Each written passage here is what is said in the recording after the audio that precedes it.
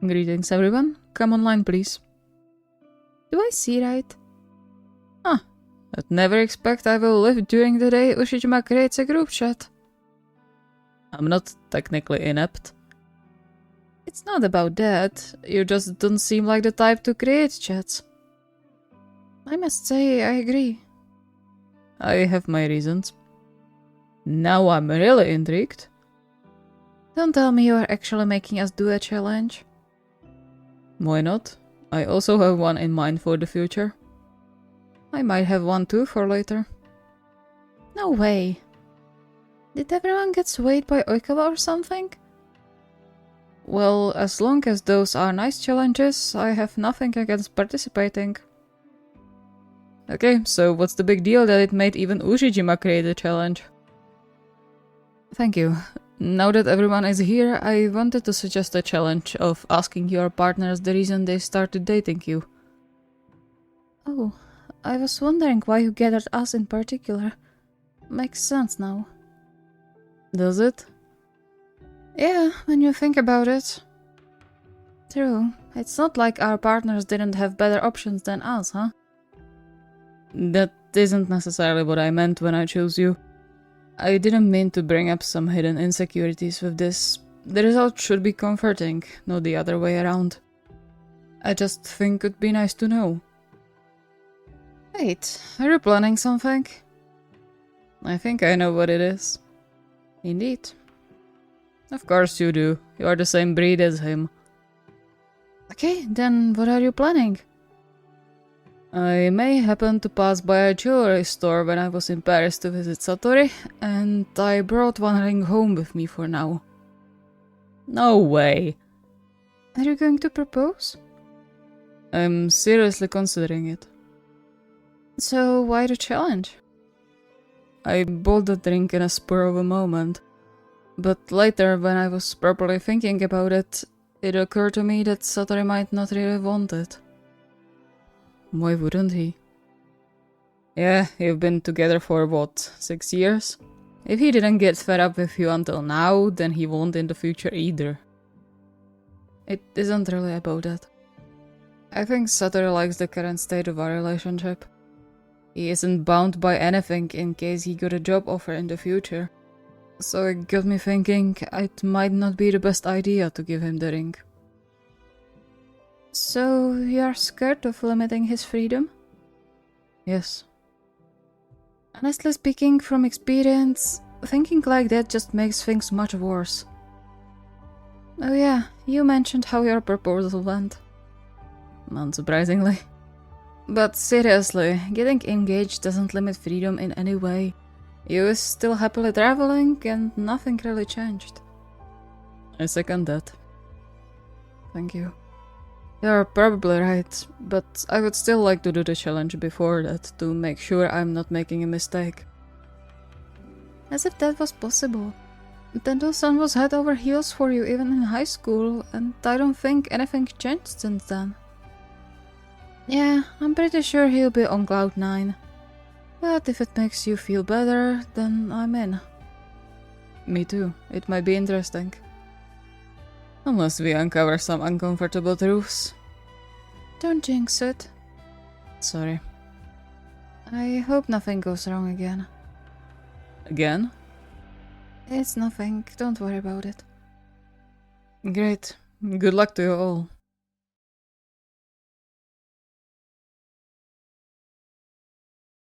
Smiling softly as I closed the chat window and leaned back on the couch, stretching his back from the long sitting over the horde of design ideas he was working on. It was kind of funny seeing the ever so stoic Ushijima getting the hang of his feelings and emotions. Honestly, kind of a shock from high school. He wished him all the best in the relationship, of course, knowing firsthand how thoughts like that could mess with one's mind. It's kinda crazy we ended up in one chat with everyone. He put the phone aside and returned to his work until the ringing of a timer snapped his focus away. Despite that, he smiled widely and, grabbing the phone, he rushed to the office to get his laptop. The ringing meant only one thing, and he would be damned if he missed it. His mood improved immediately as the call connected and a slightly blurry but still present face of his fiancée appeared on the screen. Asahi, hi! You won't believe what happened today. Oh, but first, how are you doing? I hope you aren't working too much again. Asahi had to smile, the pure energy beaming through the screen being almost enough to recharge the laptop's battery. Hello, dear. I'm alright. Same old here. Nothing is happening. And don't worry, I'm taking regular breaks. I sure hope so. You have to take care of yourself and I can't keep an eye on you personally. So he chuckled once again, reminded how lucky he was to share his life with someone like Nishinoya. It would definitely be difficult to find someone as free-spirited and bright while also incredibly caring as Noya. Come to think of it, we never really talked about why he confessed in the first place. Asahi, are you okay? You spaced out just now. Did something happen? Asahi shook his head and forced himself to relax. There was no need to get all stiff. He wasn't going to ask something relationship-breaking, right? Right? He glanced at the golden band that was now hanging around his neck on a chainlet, the two lightning bolts shining in the little sunlight that came in through the window, and couldn't help the fond smile forming on his lips. Nothing happened, I promise. I just got a bit lost in thought, that's all. Noya didn't seem too convinced by that, concern settling on his face. You aren't overthinking again, are you? No, I'm not, don't worry. Not this time. I was just thinking about how lucky I am to have you, you know? Noya grinned brightly, his cheeks coloring light pink. Shouldn't I be the one saying that? Look at you, allowing me to run around the world as much as my wanderlust desires. On top of being the best boyfriend ever. He paused, and then his grin widened as he raised his hand up, showing the thin tattoo running around his ring finger on the camera. Correction, being the best future husband ever. Heat prickled in Asahi's cheeks. He still couldn't get used to Noya calling him his future husband, his heart fluttering every time he did so. He would have never imagined a mere change of what Noya called him could cause such a reaction in him. And yet, here he was, blushing and with his heart beating wildly whenever he heard those words from Noya's mouth. You are exaggerating. Though, since you mention it, I have a question for you. But promise me you won't panic because of it. Everything is fine here, I swear. Noya blinked a few times, hesitating before nodding. Okay, I promise. What is it? I was just curious. Why did you start dating me? You mean, why I confessed? Yes. It just sort of occurred to me that you've never told me what made you confess in the first place. Noya hummed quietly, looking deep in thought for a short moment before his face lit up again. Well, it's not that mysterious, because you are awesome. Awesome? Yeah, you were even back in high school, the coolest ace. Well, when you weren't running away. Still, the coolest and strongest. But you were also so kind and caring about everyone and always trying to help the team and your friends. It was difficult not to fall for you, honestly. That's what I love the most about you, you know? That you're still the kindest soul I've ever met, even though it's wrapped in a big exterior. Asahi bit his lip, trying to contain all the emotions that started to swirl in him after Noya's words. Aw, I hope those are happy tears in your eyes. Otherwise I will have to cancel another trip to make sure to console you. Oh, no. No need to cancel anything. I'm just really happy right now. You know? I'm so lucky to have you. Right back at you. I struck a real gold with you. No, diamonds. A diamond vein. Diamonds don't form veins, you. Doesn't matter. The diamonds of your being do, that's important. Oh, speaking of gold, you won't believe what happened here yesterday. Asai made himself comfortable on the couch, letting the bliss of hearing Na's voice take over his body while he carefully listened to the story to make sure he remembered it all. After all, he had to have something to write into his wedding gift.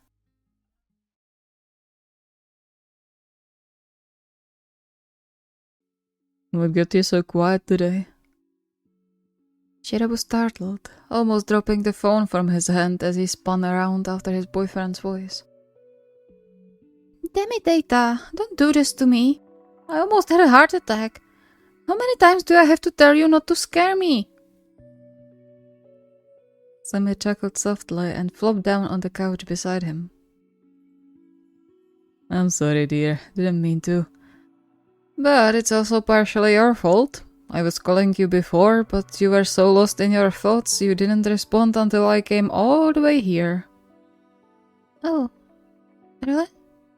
Yeah. It got me a bit worried. You don't usually get like this. He became more serious and squeezed Shirabu's hand, his eyes as if inspecting his face for any hints of what was going on. Something bothering you? You know you can tell me, right? You are the one to talk. You never tell me anything unless I force it out of you. Don't change the subject. This isn't about me. He lifted Shirabu's chin, worry written all over his face to the point of making Shirabu's heart ache. What is it? Are you still bothered by that last week?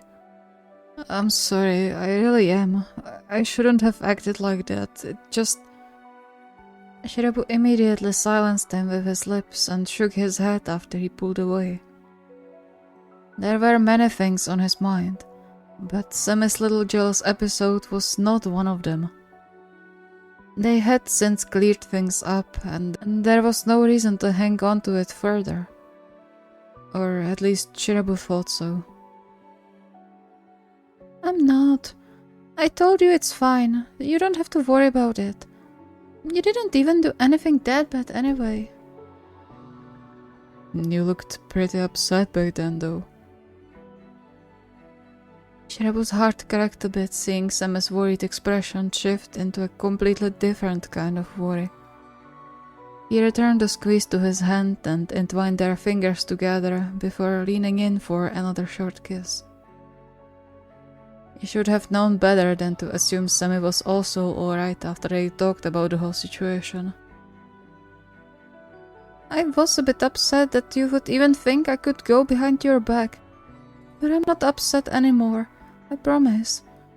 It wasn't your fault anyway. That seemed to calm Semi down, even if just a little, judging by his face.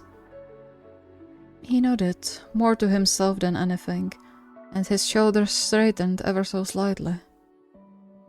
Shirabu gave him what he hoped was a reassuring smile and caressed the back of his hand with his thumb, while his mind raced to come up with something that could help him make Semi feel better.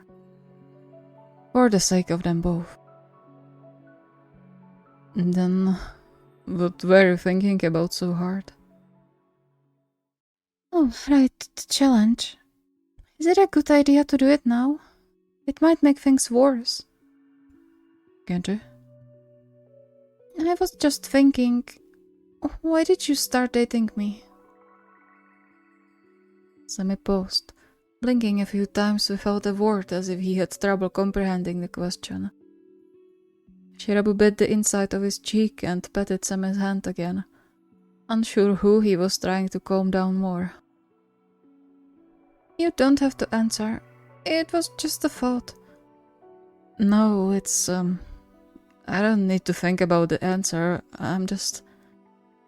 I'm trying to think of a reason why you would be asking that. Shirabu shrugged, trying to look unbothered despite his heart hammering in his chest. Curiosity, I suppose. Since, I wasn't the easiest person to get along with during high school. And yet you somehow wanted to confess to me. Hesitantly, he looked up, catching Semi's gaze. I wondered how that happened. Semi stayed quiet for a moment longer before his lips curled upwards in the softest smile imaginable that effectively melted Shirabu's heart to a puddle of goo. It happened because I figured out you fascinated me. That's the last word I expected to hear. Semi chuckled quietly, his face slowly relaxing to Shirabu's immense happiness. But it's true. I mean, it's not like you didn't drive me mad back then, but I never really felt any disdain towards you. You were my rival, not my enemy. That's oddly romantic coming from you. Is it? That's good.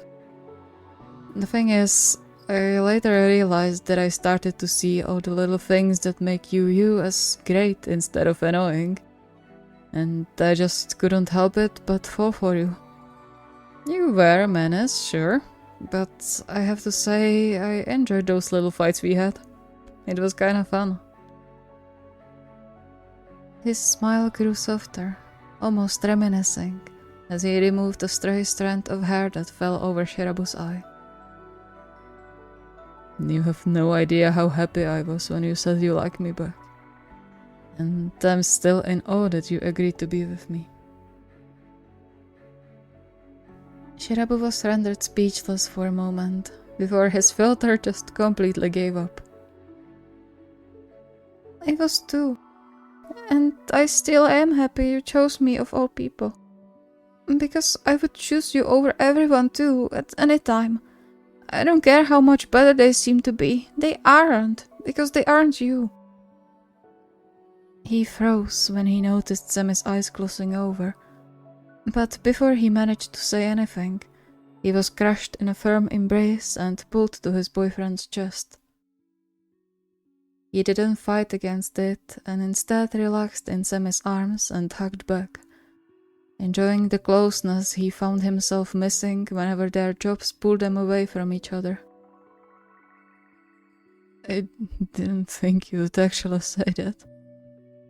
Then I'll say it more, because it's true. I love you. No one else can change that. The embrace around him tightened. I love you too.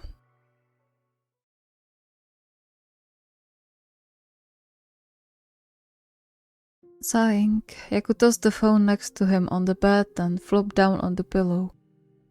He probably shouldn't think too much into the challenge, but the fact was, his own words made him think a lot, and he wasn't sure if he liked the direction his thoughts took. After the last little fiasco at Lev's workplace, things turned slightly awkward between them. They held no grudge against each other. Yaku refused to let the situation after a hurt prank repeat, and both of them did everything to make sure the other knew they weren't mad at each other. But he couldn't get Jiro's words out of his head. He knew he should trust Lev, take his words of affirmation and love and be content. But he couldn't, and it drove him mad. However, there really were better options. So why? Why did you choose like this, Lev? Why stay with the literally worst option you could choose? He groaned and smacked the closest pillow over his face before letting out a muffled scream. He hated that he couldn't keep his thoughts from straying into the darker corners of his mind. It made him feel pathetic, too weak and vulnerable to the outside world. He was supposed to be the counterstone of defense, always the calm and collected one. And yet, here he was, worrying about his relationship because of one stupid jealous episode. Among other things. Looking back, he could track the traces of his insecurities all the months back to the hurt prank and his injury. I guess that was the breaking point. Quite literally. He startled when the phone next to him started ringing with the familiar melody. His heart jumping in his chest, he rolled over to grab the phone and hit accept before putting it on speaker next to his head. I'm Mori. How are you doing? I didn't wake you up, did I? Despite everything, Yaku had to smile. No, don't worry. I'm still very much awake. An audible sigh of relief came from the other end. Okay, that's good. I wouldn't want to steal your rest. I wasn't sure how big time difference we have now, and I forgot to look before calling. I'm sorry. Lev, it's fine. I'm already at the hotel, and I'm fine. It's not that much of a time difference, only 2 hours. He bit his lip, a nervous knot forming in his guts. How are things back in Japan? Any progress on the whole stalker thing? He felt horrible for leaving Lev alone in Japan, but there was no other way. The league had already started, and he had to go back to his team for now, even though he would much rather stay in Japan. He dreaded the possibility that one time it might be someone else calling, that something went wrong. And he wouldn't even be there to help his fiancée when he needed him. Are you staying safe? Aw, is Mori worried about me? Lev, please don't joke about this. This isn't something to take lightly. Are you safe? A soft sigh reached his ears. I know, sorry. But you don't have to worry. I'm following everything Nakamura-san says to a T. Everything is quiet here. Alright, good. Just be careful, alright? I will, I promise. Silence settled on the line. Yaku wasn't sure how to continue, and he could swear he could hear Lev biting the inside of his cheek. He couldn't recall the last time their interactions felt so awkward. Maybe only all the years ago when they first met. And he didn't like it one bit. Are you still upset? Upset? About... you know... Yaku sighed. Lev, we talked about it. I wasn't upset with you at any point. Every negative emotion I felt was turned towards that guy, not you. But I didn't listen to you and disregarded your feelings. You didn't know he would go that far. But that doesn't matter. You're my partner, my fiancé. I should have trusted you more than anyone else. Lev, stop. Just because I'm your fiancé doesn't mean I can't be wrong.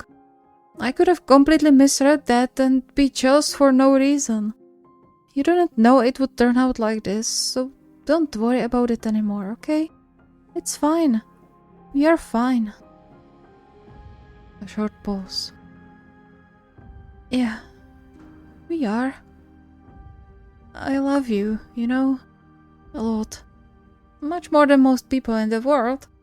The only exceptions are Alyssa and my parents, because they are on the same level as you. Yaku couldn't help but smile. Oh, Lev. But, speaking of, can I ask you something? Of course, what is it? Why did you want to start dating me back then? The silence stretched this time. Enough to make Yaku squirm inwardly. Lev? You don't have to answer if you don't want to, it's... Are you doubting? Yaku paused, his chest constricting upon hearing the broken undertone in Lev's voice. No, of course not. But then why? Why would you ask that? I swear nothing from what Jiro said is true. There's no other option for me. Not when you are around. I swear I would never... Lev, calm down, please. But... Shh, it's alright, I swear. I'm not asking because of that. He felt a sharp sting of guilt in his chest, but pushed it deep down into a sparsely used corner of his mind. One little lie was worth calming his beloved down. I'm just curious, that's all. Well, if it's only because of that, then of course because you are awesome and cool and the greatest person ever. I know we had a bit of a rough start, but I also know you meant well, and I'm really grateful for that. And you are one of the kindest people I've met under all that spiky exterior. So, that's why. I know I'm making your life difficult sometimes, but I really love you. And nothing I've done was to make you feel bad or like you aren't worth loving. Not on purpose, at least. So, yeah. Yaku bit hard on his lip in a desperate attempt to stop the crashing wave of emotions that slammed into him with Lev's words. You stupid, stupid Titan. I'm sorry. You have no idea how much I love you. Lev let out a strangled chuckle. Really? You do? Of course I do. Would I ask you to marry me if I didn't? I need time to process everything you said. Why don't you tell me what you've been doing these days in the meantime? You met with Inoka, right? How did it go? He listened carefully as Lev talked away about his day, now much more relaxed than before, while he sorted out his emotions.